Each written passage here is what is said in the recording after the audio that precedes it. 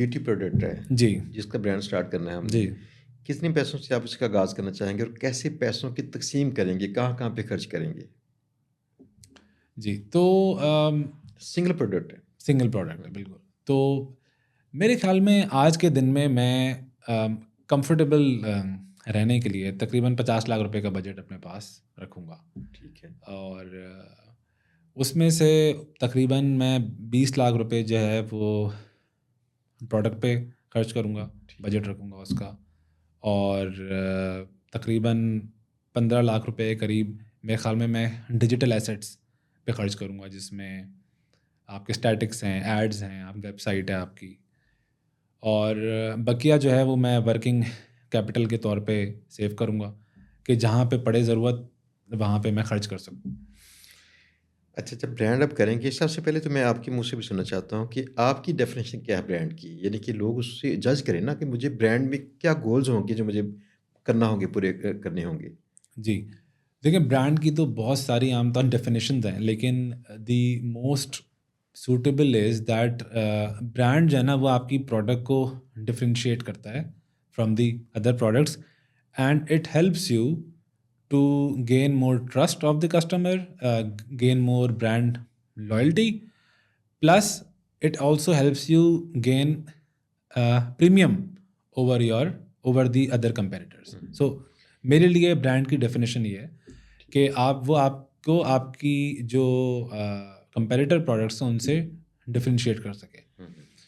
तो उसमें of course फिर बहुत सारी एक like there are I think hundreds of brand touch points, यानी जहाँ पर आपका जो कस्टमर है वो आपके ब्रांड से इंगेज होता है। तो उसमें आपका लोगो आ जाता है, आपकी वेबसाइट है, आपकी स्टैटिक्स हैं, आप वीडियोज़ हैं, आपकी फ्लायर है, उसकी फ़ील है डब्बे की, उसकी उस मैसेजिंग है और इमोशनल कनेक्शन है ब्रांड के साथ, फिर कस्टमर सर्विस है, आपका सेल्समैन है। तो फिर there are hundreds of customer touch points.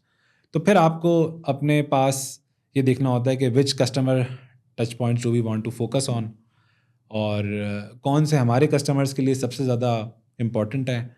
मेरा जो ब्रांड है वो मैं किस टारगेट ऑडियंस के लिए बना रहा हूँ और मैं अपने ब्रांड को उस टारगेट ऑडियंस से किस तरह कनेक्ट कर सकता हूँ। मुझे सबसे बड़ा जो शौक मिला वो बड़ा इंटरेस्टिंग था जब मैंने फोल्डेबल वाटर बैग्स लॉन्च किए। तो वो बड़ी कुछ सस्ती प्रोडक्ट थी और आप समझे हम उसको 150 रुपीज़ का रिटेल कर रहे थे। तो क्योंकि हम लोग ज़रा सा शहर से आए हुए थे आईबी से पढ़ के, तो हमने उसकी जो ब्रांडिंग है ना वो बड़ी अमीरों वाली कर दी, यानी इंग्लिश से नाम लिखा हमने उसका वाटरीज और उसका जो डिज़ाइन था वो हमने बड़ा बाकायदा एक ग्राफिक डिज़ाइनर था उससे बड़ा बड़ा प्रीमियम, यानी अगर आप उसको देखें तो आपको लगे ही नहीं कि ये कोई पाकिस्तानी प्रोडक्ट है। तो अब लेकिन उसका जो यूज़र था ना वो थोड़ा सा लो तबके वाला था, यानी lower class, lower middle class. तो उसको वो देख के लगता था कि यार ये तो बड़ी हाई प्रोडक्ट है। अच्छा, मेरा ये परसेप्शन था कि यार लोग जो है ना वो बेशक आप हाई प्रोडक्ट बना लो तो लोग नीचे वाले फिर भी लोग ख्वाहिश ले करते हैं उसकी, लेंगे, हाँ जी। कोई मसला नहीं है। लेकिन एज अ न्यू प्रोडक्ट जब हमने वो लॉन्च किया ना तो लोगों को ये लगता था कि यार ये तो अमीरों की प्रोडक्ट है, ये तो मतलब शशके वाली उनका प्रोडक्ट। बैरियर आया था, वो सोचते भी नहीं उसको। देख के लगता एग्जैक्टली है बैरियर आता है कि महँगी चीज़ होगी। एग्जैक्टली तो वो मुझे बड़ा शॉकिंग था फर्स्ट, और फिर उसके बाद जो है ना मैंने बड़ा इस चीज़ को सीरियसली लिया।